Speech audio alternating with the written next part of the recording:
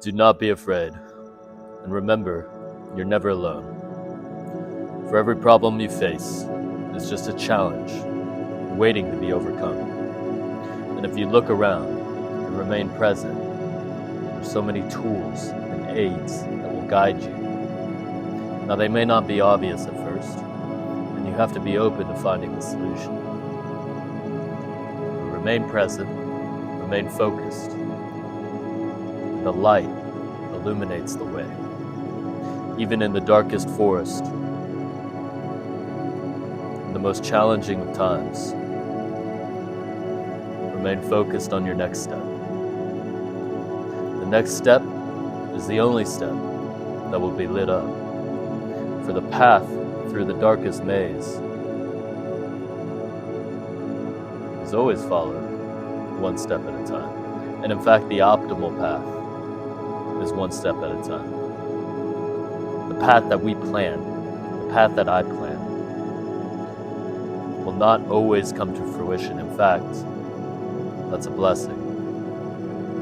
Because if I follow the light will always lead to the optimal path. And the optimal path isn't always the path that my human mind will see, that my right side, my logical side of my brain will see. See, even as I say that, even as I know that, there will be challenges in which I forget. There will be challenges in which I am tempted to listen. Tempted to listen to the right side of my brain. Well, we can't shut off our heart. We can't shut off our spleen. We can't stop our bicep from doing what the bicep does.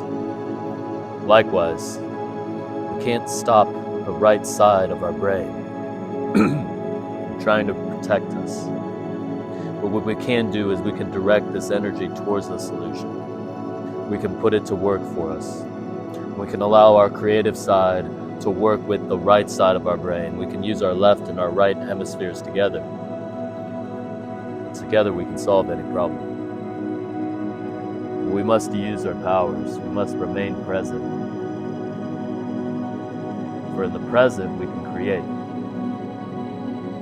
And if we judge the past or the future, this must happen to be successful. This must not have happened to be successful. Well, the past is the past, and let it be the past. The future is a different story. How do we drop expectations of outcomes? Well, we must realize that God has a higher plan for us. A plan that we can't comprehend. A plan that we can't see. A plan that our right side of our brain is going to doubt and worry about and have fears and regrets over what happened and what will happen. And when the path, the next step on the path, when it's illuminated, our job is to walk. Not to worry if it's the right path. Not to look back at how far we've come, but to simply take the next step. That's the beauty of living in the present moment. However, oftentimes we get distracted.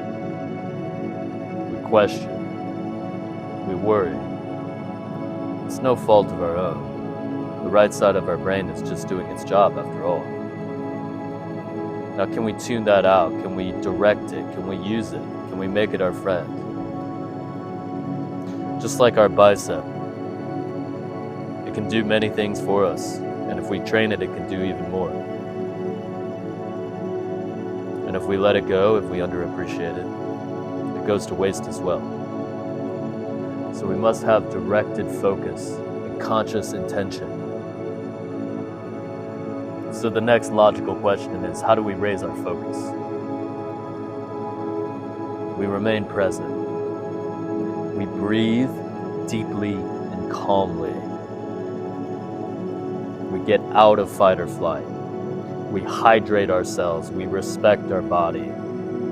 We get out in the sunlight and we breathe fresh air. We move. We recycle old emotions and we allow new emotions in. For every emotion gives us a hint of the puzzle. For example, when we feel guilty, it's very powerful. We want to take action to remedy it. Maybe it's to say sorry. Maybe it's to spur some action, but it's a course corrector. It gets us back on track. When we feel joy and passion, we know we're on the right track. Do more of that. So if we can realize that anything outside of us prevents us from being unconditionally loving, without conditions, not I am better than you, or you are better than me, or I don't like this about me. Just simply be, because that's what we're meant to be. Meaning comes from within. Meaning comes from every ounce of focused energy, our will. So we must use this wisely. See, foxes have their dens. We have no place to rest. Our brain will always be working. So put it to use. Use it in the way you wish. Use it in who is truly you. Be the most unique you can be. Be more of you. Use that energy on the inside and see the world as such. For when we allow the world to tell us who we are, the path gets dimmer and dimmer. And the next step becomes more confusing and ambiguous. And the next step in the path is not illuminated. Because we haven't been listening to ourselves, listening to our energy, and focusing it in the way that it needs to be focused.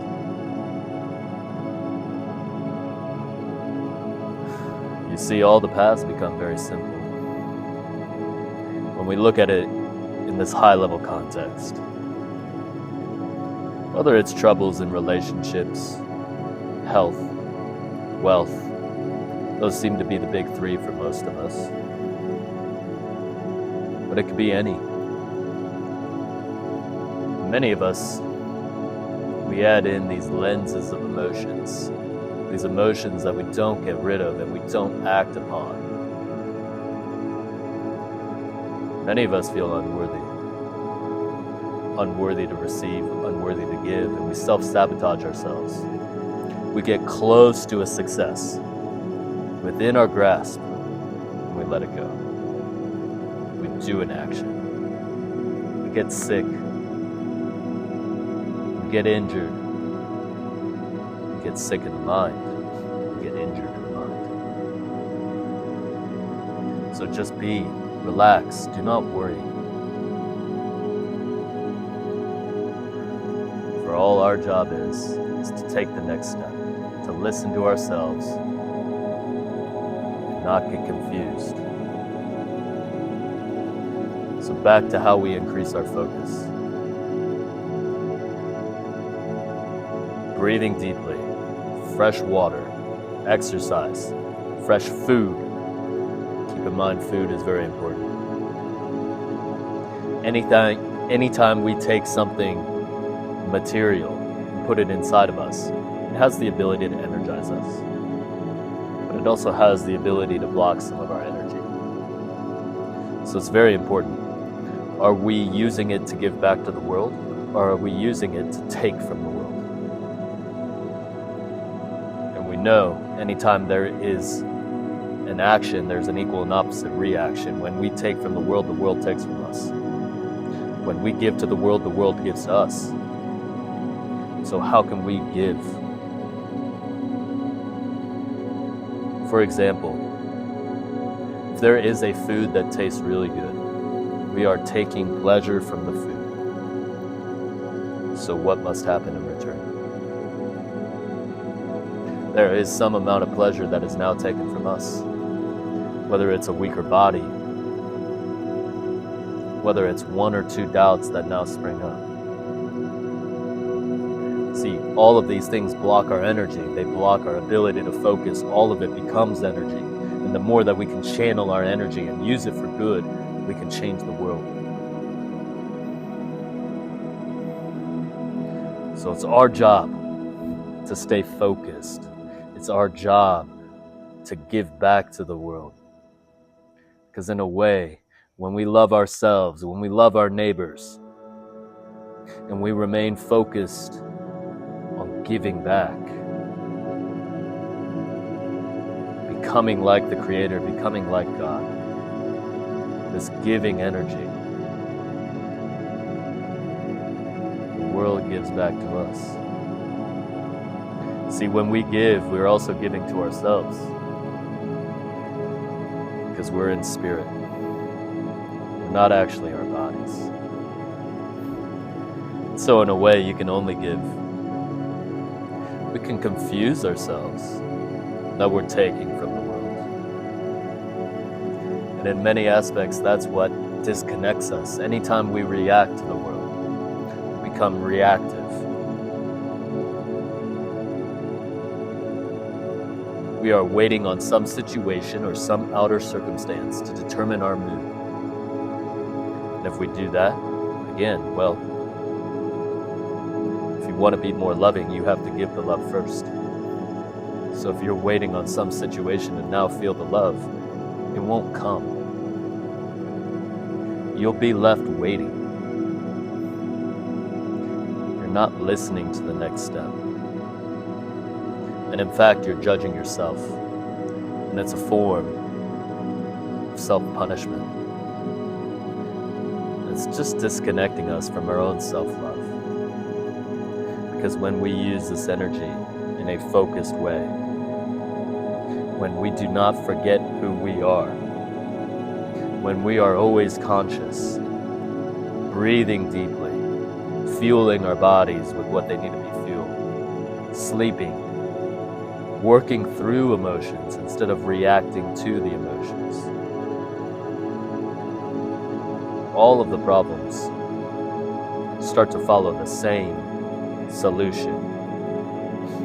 That's one step at a time. One loving step, one joyful step. Step into it. Step into your new life. That is literally what we are doing. See, quantum physics will tell us that we're all connected. And we are. And when we start to love each other, we become stronger and stronger. Anytime we judge something in somebody else, we're somewhat missing the mark. Even when we judge ourselves the most.